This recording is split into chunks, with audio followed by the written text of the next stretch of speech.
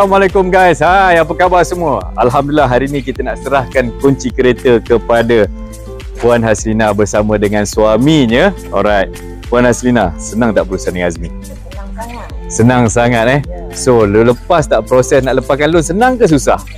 Senang. So, yang paling penting, dapat tak komisen saya milik anda?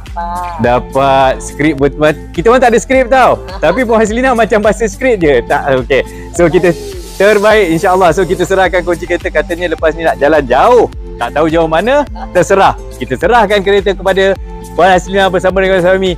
Yang paling penting, komisen saya milik anda 017-622-3458 Azmi. Alright.